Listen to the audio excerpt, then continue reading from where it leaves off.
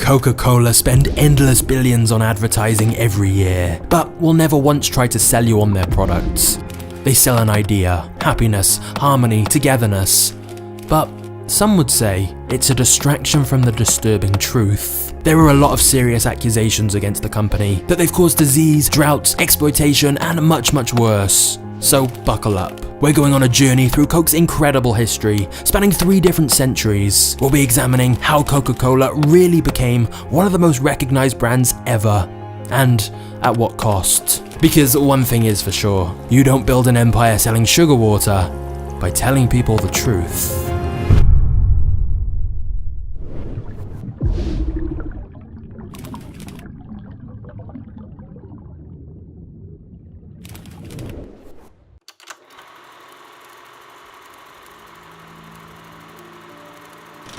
King-size Coca-Cola gives you that refreshing new feeling.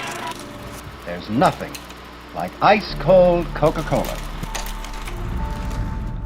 Back in the 1880s, there was a bit of a backlash against doctors, and people started using home remedies instead. And a bunch of deceitful entrepreneurs pounced on this opportunity and started creating potions and elixirs that they claimed had a wide variety of medical benefits.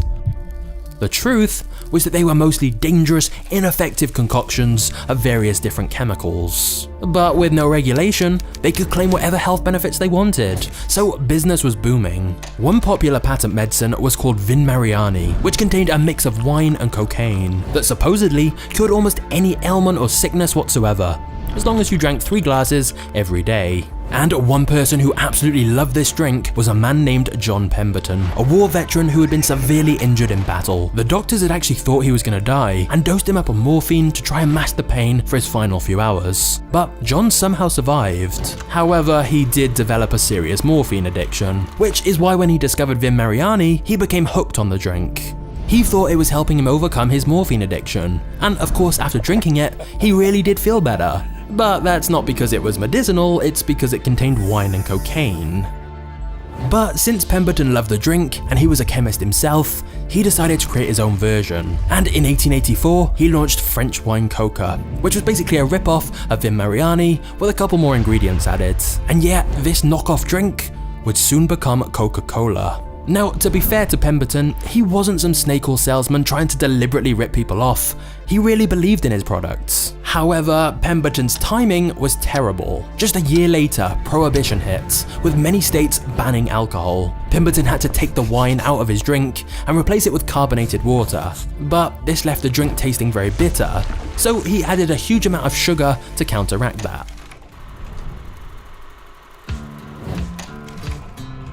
Now that the wine was removed, he could continue selling French wine Coca. But they needed a new name. Luckily, Pemberton's bookkeeper, Frank Robinson, came up with a catchy sounding suggestion, Coca-Cola. Now, the company would later claim that the name doesn't mean anything, and it's just a nice sounding alliteration.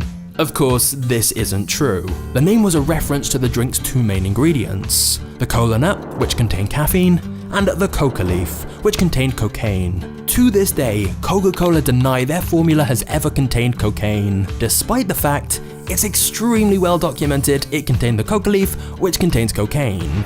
Eventually, by 1929, they would find a way to remove all the active cocaine from the coca leaves, once it became clear that cocaine wasn't quite the magical medicine they'd first thought. But back in the 1880s, nobody was worried about the cocaine in the drink, so now that the wine had been removed, Coca-Cola could continue being sold. The only problem is not many people were buying it. Pemberton was still trying to sell people on the medicinal aspect of the drink. Early ads for Coca-Cola described it as a harmless, wonderful brain tonic that relieves headaches and upset stomachs. But sales were slow, because there were countless other patent medicines offering the same thing, so Coke didn't really stand out. Meanwhile, Pemberton was becoming increasingly ill. His pain was worsening, his addiction growing stronger, and by 1888, John Pemberton was dead. The tragedy is, he had absolutely no idea that his drink would soon become one of the most well-known drinks on the entire planet.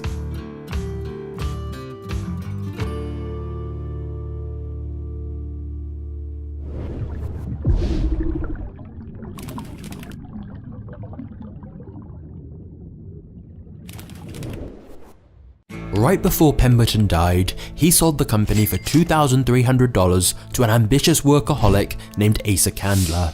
Candler then began buying out any outstanding shares owned by other people, so he could have the company fully under his control. Later investigations would find that Candler may not have really bought all those shares, as some of the documents contained forged signatures. We may never know exactly what happened because Candler then had the early records of the company burned, most likely to cover his tracks.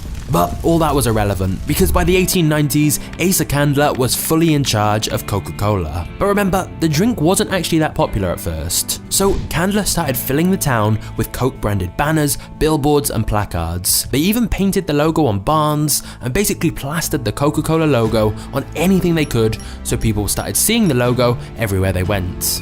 But one of Coke's first strokes of marketing genius was to contact every pharmacy in the area, get a list of their top customers, and send them a free coupon for Coca-Cola. The logic was that by giving people a free trial, they'd become customers for life, especially since the drink contained several addictive chemicals. However, it soon became clear that advertising Coca-Cola as a medicine was the wrong strategy.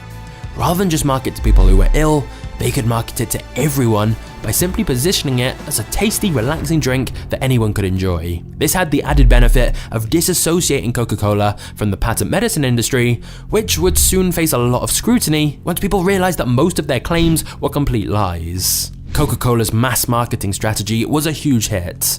As the sales started to grow rapidly, Candler reinvested more and more money into advertising, and even started paying movie stars and athletes to endorse the drink. Is that Coca-Cola? Yes, sir. So much of Coke's success has been about creating such a positive, wholesome image in people's minds of what the drink represents. And what better way to do that than pay popular celebrities to recommend the drink? They even started heavily featuring Santa Claus in their ads at Christmas, always holding a Coke, to make the connection in young kids' minds between Coca-Cola and the joy of Christmas. Of course, none of this marketing may sound particularly special, but at the time, it was. Coca-Cola pioneered many marketing strategies that soon became commonplace. For example, sex sells may be an advertising cliche these days, but very few mainstream companies exploited this as much as Coke did with their use of Coca-Cola girls, attractive women who always had a Coke in hand. Coke even created a statistical department to analyze car traffic and movement in supermarkets, so they could determine the most effective places to put their ads. And as new technology was introduced, from radios to TV, Coke was always ready to throw money into advertising on these new mediums to ensure everyone everywhere knew about its product. Initially though, Coke was mostly sold in soda fountains. This allowed Coke to save huge amounts of money because they simply had to distribute the syrup, and then it would be mixed with carbonated water by whoever was selling it. So the shipping and distribution costs for Coke were much lower.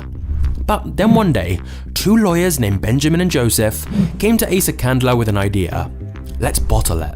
Candler thought this was a really dumb idea. Bottling was very expensive and complicated.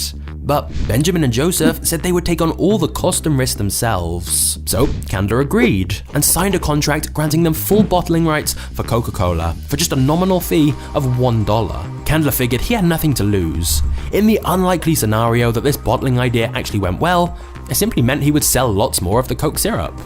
Of course, as we now know, bottled Coke was an unimaginably huge success. Customers loved bottled Coke. So at first, this was great for Candler. It meant the bottlers were buying loads and loads of Coke syrup from him, and this was a great revenue stream for the business. But there was one very major problem. Because Candler hadn't believed bottling Coke would work, he'd put almost no thought into the contract he signed. So there was no time frame set on the deal, and no mention about changing the price if the cost to produce the Coke syrup increased. What this meant is that Asa Candler had given the bottlers a never-ending contract to supply them with Coke syrup at the same low price, no matter how much the cost of the raw ingredients went up. This would lead to multiple lawsuits between Coke and its bottlers. Over the next few decades, the Coca-Cola company would end up paying countless millions of dollars to buy back some of the rights that Candler had sold away for just $1. But back in the early 1900s, this wasn't a worry for Candler, because sales of Coca-Cola were higher than ever and growing every year. Of course, this wasn't really because of the product. There were countless very similar drinks out there. And remember, Coca-Cola was a knockoff of another drink anyway. The reason for the rapid growth was marketing. Every single year, Coca-Cola spent more and more money on advertising, and every single year, sales of Coca-Cola grew. However, arguably Coca-Cola's biggest successes of all would come from a pretty surprising source.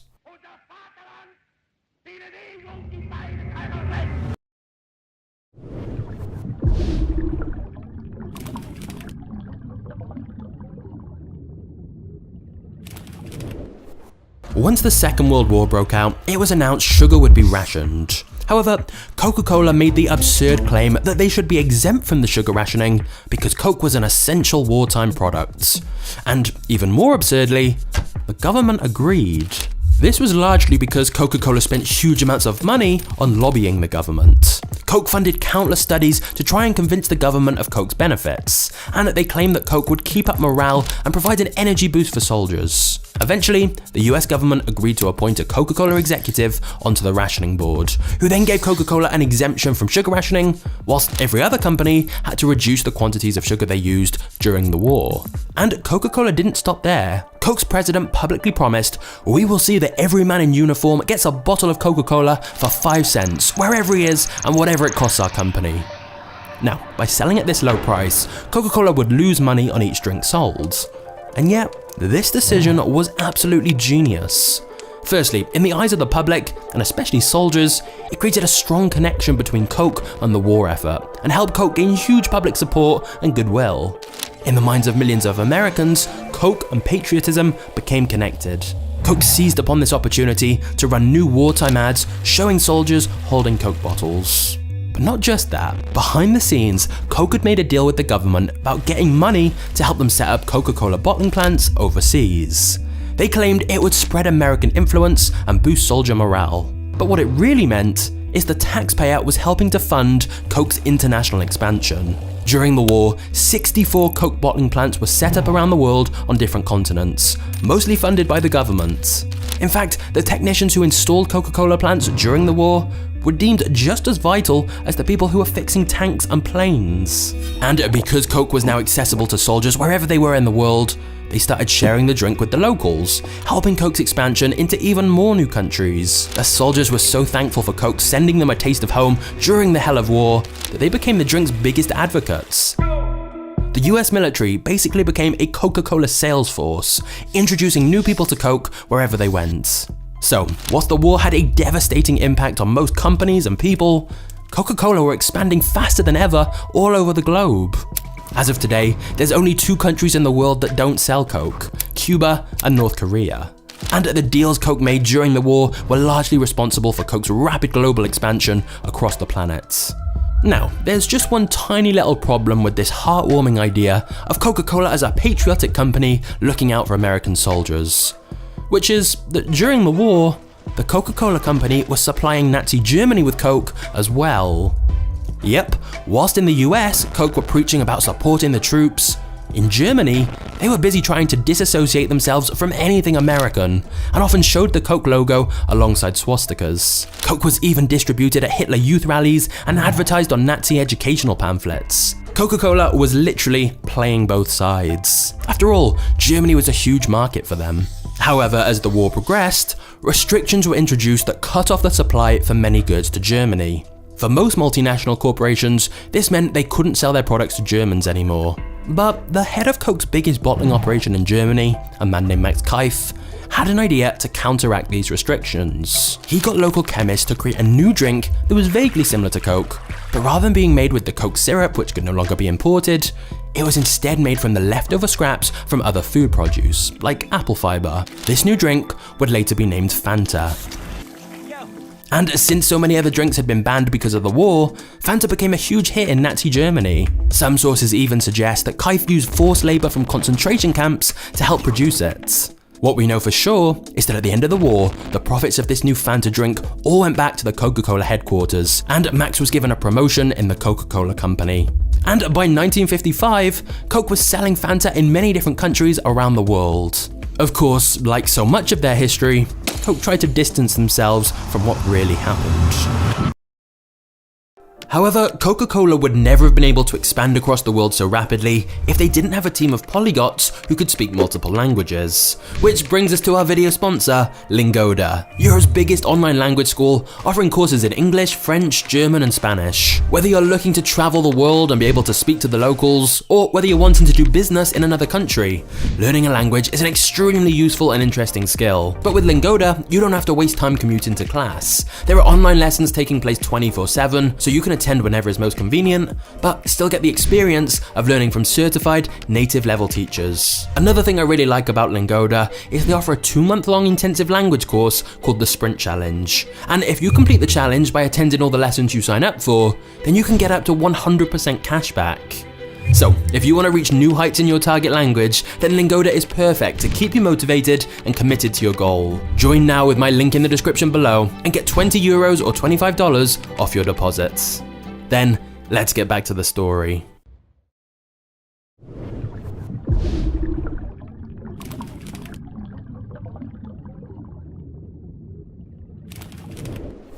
Coke will try to tell you that their biggest secret is the drink secret formula, which is hidden in a high security vault for dramatic effect. But the formula isn't that secret. It's on Wikipedia. Of course, Coca-Cola's success has very little to do with the formula. You could create a clone product, but you're never going to be able to compete with them. Let's look at why. One day a teacher at a new school suggested to the headmaster they had some healthier choices to the school vending machines, like some fruit juices. She was horrified when she was told it wouldn't be possible, because the school had an exclusive contract with Coca-Cola. Coke paid the school $3,000 a year, or around $1 per student, in order to dictate which products the school sold. It turns out, contracts like this had been struck with countless different schools as part of Coke's cradle-to-grave strategy. Basically, the best way to make someone a Coke customer for life is to ensure they drink it from the earliest age possible.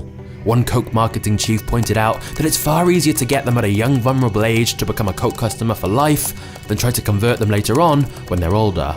In some of the contracts, the school could even earn additional money by selling more Coca-Cola to its kids. And since many schools were underfunded and in desperate need of money, they would shill Coke's products to their children. This is just one of many ways Coke have managed to circumvent the rules about advertising to children. Another way is that Coke has produced countless collector's items, including Barbie dolls, playing cars, board games, delivery trucks, and other toys that they claim are for adults. Then of course, there's all the Christmas ads, deliberately tying Santa and Coca-Cola together in the minds of impressionable children. In 1982, Coke even bought Columbia Pictures so they could easily integrate product placement into their films. Although they later sold the film studio and decided just to pay other companies for Coke product placement instead. But product placement in family films is a clever loophole that allows them to circumvent rules about targeting children. And it works. Research has shown that even for babies, Coke is one of the most recognized brands in the world. But back in the 80s, a problem was emerging for Coke. More and more data was piling up about the negative health effects Coke was having. There'd always been concerns about Coke rotting your teeth, but new data was showing the serious effects Coke was having on obesity, diabetes, and a string of other health issues. For example, one study of children found that even just one extra sugary soft drink a day gave them a 60% greater chance of becoming overweight. Another showed that if babies are exposed to a high intake of sugar, they will be conditioned to depend on sugar for the rest of their lives. For a brand that is built upon its image of wholesomeness, it was a major setback being so directly connected to such a wide variety of health problems, especially since Coke was actively pursuing a strategy of offering bigger and bigger portion sizes of its drink. It also didn't help that the drink contained caffeine. Coca-Cola claimed that this was purely for taste purposes, but in blind taste tests, people couldn't tell the difference with a non-caffeinated version. This left some people wondering why Coke continued to add this addictive caffeine to a drink that's being sold so much to kids. However, the soda industry had come to a similar realization that the tobacco industry had come to. It's easier to cast doubt on the science than debate on policies, because you can always just claim that more research is needed. So, behind the scenes, Coke was pouring hundreds of thousands of dollars into studies to cast doubt on the connection between soft drinks and obesity and diabetes. Unsurprisingly, the studies paid for by Coke generally claimed that Coke wasn't causing many health problems. However, they conveniently didn't mention who'd funded those studies. Coke also spent endless millions of dollars on lobbying state officials against sugar taxes and stronger dietary guidelines. They reportedly made deals behind closed doors about donating to certain politicians' campaigns in favor of special treatment for Coke. They also continued to throw billions of dollars into sponsoring athletes and major sporting events to try and create the illusion of a connection between great athletic performance and Coca-Cola. However, Coke could sense they could only stall for so long before the science became too undeniable to dispute, so they began expanding into other drinks. For example, a bottled water brand called Dasani. However, this immediately backfired when it launched in the UK, as it was quickly discovered that this expensive bottled water had essentially just come out of a local tap. Now, Coke tried to defend itself by explaining they run the water through some kind of purification process, but this just made things worse, because it turns out they'd accidentally added a bad batch of minerals that contaminated the water. As a result, over 500,000 bottles in circulation had to be withdrawn from shops over safety fears. In other words, Coke's attempt to produce a healthy drink had ended up with them being accused of selling expensive, contaminated tap water. However, this wasn't the worst of Coke's contamination problems. In 1999, in Belgium, children started becoming ill after drinking Coca-Cola, eventually leading to the recall of all Coke products.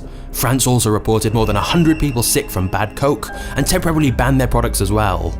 The company was very slow to respond to any of these issues and was accused of not taking the problem seriously enough. Then in India, Coke was accused of contaminating the groundwater with wastewater. Coke actually admitted they had a wastewater issue, but insisted they'd fix the problem. However, later independent tests still found traces of toxic sludge produced at Coca-Cola's Indian plants, which reportedly has made the land barren, killed local animals that drank it, and destroyed the livelihoods of local farmers. The Center for Science and Environment in New Delhi also announced it found pesticide in both Coke and Pepsi that, if consumed over a long enough period, could cause cancer, birth defects, and severe disruption to the immune system. One woman from a local village told journalists, "Before this company came, our lives were comfortable and beautiful. After the company came, within 6 months the taste of the water changed." Another said, "When we bathe, our heads swim, it pains, and we scratch all over." And Coke's environmental record continued to get worse. You see, the company also runs bottling plants in several drought-plagued areas, and officials have blamed Coke for a dramatic decline in available water. This problem was particularly bad in parts of Mexico, because between 2000 and 2006, Mexico's president was a man who'd formerly been the head of Coca-Cola Mexico. The president started giving his former company favorable treatment after getting elected, and during his presidency, he gave Coca-Cola 27 water concessions, which many claim allowed Coke to pollute water and even steal water owned by indigenous people. One local resident claimed, "There used to be a lot of water here, now there is a scarcity. They are not paying anything and they are just taking our water away." During this presidency, Coke's sales increased 50% and became the most popular drink in the country. Critics claim this is yet another example of Coke benefiting from shady deals with politicians. Of course, Coca-Cola has always had to acquire vast quantities of natural resources in order to succeed. In fact, it's the largest sugar buyer in the world. However, as the 90s arrived, Coke began to face yet more negative publicity. For example, in Mexico City, one shopkeeper said she was told her deliveries of Coke would stop unless she removed an alternative cola from her store. Meanwhile, in Brazil, Coke trialled a new type of vending machine that would increase the price of Coke depending on how hot it was outside. Also, to further boost sales figures and trick investors, Coke engaged in channel stuffing, forcing distributors to buy more syrup than they needed at the end of quarters to make Coke's profits look better than they really were. However, the backlash against Coke reached its peak when in 2003, a campaign was launched called Stop Killer Coke that claimed the Coca-Cola company was responsible for the murder of union members who worked in Coke bottling plants in Colombia. Now, Coke deny this and the exact truth remains unclear, but what we do know is that since 1989, countless unionized workers employed at the Coca-Cola bottling plants in Colombia have been killed and many more have received death threats. In fact, in 2001, the International Labour Rights Fund filed a lawsuit against Coca-Cola bottlers, claiming they'd openly engaged death squads to intimidate, torture, kidnap, and even murder union officials in Latin America. A few years later, another lawsuit was brought about by Guatemalan workers, alleging that they and their families at the Coca bottling plant had been victims of violence after the workers decided to join unions. They'd wanted to join a union because some workers were earning just $15 per day for 15-hour shifts. However, again, there were allegations of kidnap, torture, and murder of union leaders and their family members. Now, Coca-Cola argued that the Guatemalan plant is independently owned, and Coke had absolutely no knowledge of these incidents. And Coke genuinely may be telling the truth here.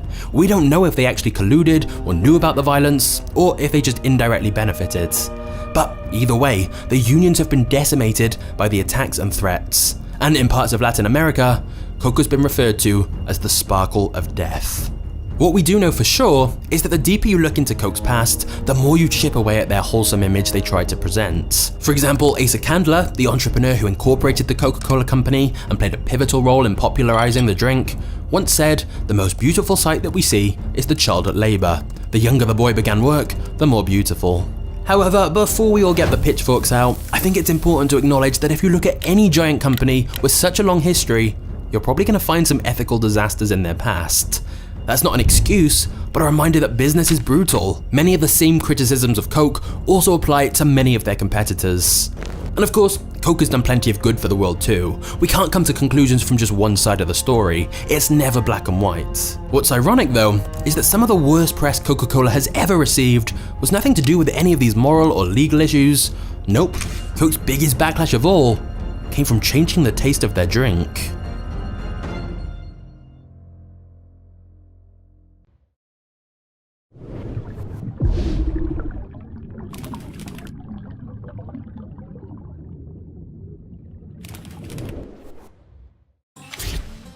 The Coca-Cola company has been offered the chance to buy Pepsi's business multiple times, including for only $50,000 in 1933, but Coke turned them down. Instead, Coke tried to sue Pepsi for using the word cola in their ads, claiming that they were trying to rip off Coca-Cola's products. This backfired when Pepsi countersued that Coke was using anti-competitive tactics to build a monopoly. The courts agreed and ruled that cola was a generic term anyone could use. However, since Coke missed their chance to buy Pepsi, they ended up getting locked in an ongoing marketing battle with them.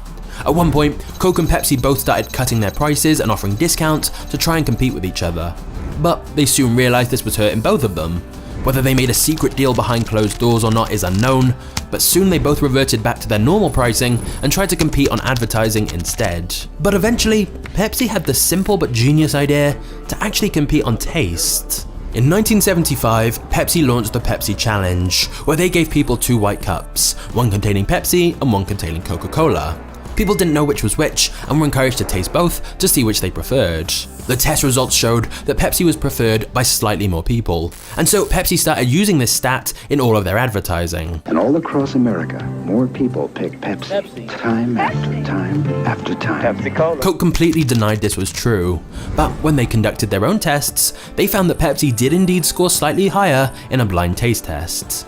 Meanwhile, Coca-Cola was slowly but steadily losing market share. They tried everything, huge marketing campaigns and price promotions, but every year, Coke's market share slightly declined and Pepsi's slightly increased. It started to seem that perhaps the Pepsi Challenge was right. The problem was that more people simply preferred the taste of Pepsi, and thus Coca-Cola began an incredibly secret mission. They were going to change Coke's formula. After rigorous testing and trials, they discovered a new cola formula that consistently performed better than both original Coke and Pepsi. Over and over they repeated the blind taste test and the data was clear. The new formula was more popular. And so, just short of Coca-Cola's 100-year anniversary, they did the unthinkable. They changed the Coca-Cola formula and replaced it with new Coke. Coca-Cola is about to announce what it calls the most significant development in its history. Pepsi-Cola says Coke is merely trying to match Pepsi's success. These two products, Pepsi and Coke, have been going at it eyeball to eyeball. And in my view, the other guy just blinked. And immediately, the chaos began.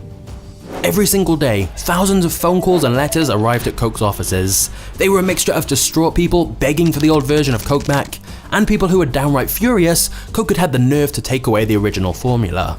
Coke expected the uproar would soon die down, especially once people actually tried the new formula. But the outrage simply intensified. The media was equally full of outrage reports, and the Coke phone lines were constantly jammed with complaints for months. When new Coke advertisements were shown on giant screens in stadiums, people loudly booed. It became popular to hate new Coke. Of course, many of the people complaining hadn't even tried the new formula. As one Coke employee put it, "We could have introduced the elixir of the gods and it wouldn't have made any difference." It was soon very clear that taste hadn't been the issue. It didn't matter if new Coke technically tasted better in blind taste tests. Coke's success had never been about taste in the first place. Thanks to its incredible marketing, the world viewed Coca-Cola as an old friend, a piece of everyday life. For around 100 years, Coke had been present, never changing no matter what was going on in the world. It was an icon, and changing something that meant so much to people was considered a betrayal. One angry letter commented that changing Coke is like making the grass purple. Another claimed, "You've taken away my childhood." Even months later, the protests were not dying down, and it soon became clear the company had to revert back to the old formula. They had made a gigantic mistake. There were very few instances in history of such strong backlash against the company's decision. And yet, despite that, the new Coke disaster ended up being one of Coke's greatest marketing triumphs. You see, when Coke caved in and brought back the original formula under the name Classic Coke, suddenly all of the anger turned to euphoria and praise. Suddenly all the letters and phone calls arriving at the company were filled with adoring fans thanking the company and commenting how much it meant to them. One Coke marketer said, "You would have thought we'd invented a cure for cancer."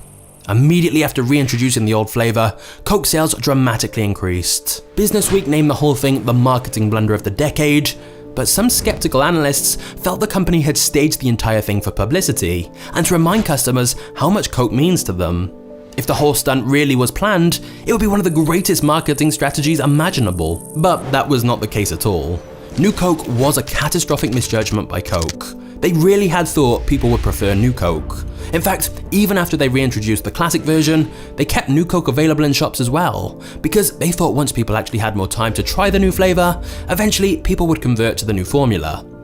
I'm Don Keogh, president of the Coca-Cola Company. When we brought you the new taste of Coke, we knew that millions would prefer it, and millions do. And we knew that it would beat the taste of our major competitor, and it does. What we didn't know was how many thousands of you would phone and write asking us to bring back the classic taste of original Coca-Cola. Well, we read and we listened, and you know the rest. They're both yours, the new taste of Coke and Coca-Cola Classic. Your right of choice is back. But they were wrong again. Sales of New Coke never improved, and eventually it was removed from circulation completely. However, despite being so completely wrong, the end result was that New Coke had unintentionally made people realize how much they loved original Coke. The whole thing helped people feel more attached and loyal to Coke than ever before, which is why New Coke was one of the most successful mistakes ever. But here is the craziest part of all this. It was proven time and time again that in a test where people didn't know which drink was which, people rate New Coke the best, Pepsi second, and Original Coke third. And yet, customers had overwhelmingly decided they wanted Original Coke. They wanted the drink they liked the taste of the least. And that is the biggest compliment Coca-Cola's marketing could ever hope to get. The image of Coke they had created in people's minds is so powerful that it overrides taste, logic, or data. In many ways, Coke was still operating off the same principle that the patent medicine industry had used all those years ago. It's not about what your product really is, it's about what your customer thinks your product is. It's about what it represents. And that's the reason Coke continued to spend billions and billions on advertising every year, even though around 94% of the world's entire population recognized the Coke logo already. And over 2 billion servings of Coca-Cola is drunk every day. Coke is built on an image that needs to be constantly reinforced. Because sure, you can hear about Coke's devastating impact on the health of children, their lobbying of governments, and countless controversies they've tried to sweep under the carpet. But does it really make any difference? Because ultimately, Coke have never tried to sell you on their sugar water. They sell you on the good times, friends, family, and happy memories. Coke positions itself as an old friend. And hey, what's a little controversy between friends? I'd like to teach the world to sing with me.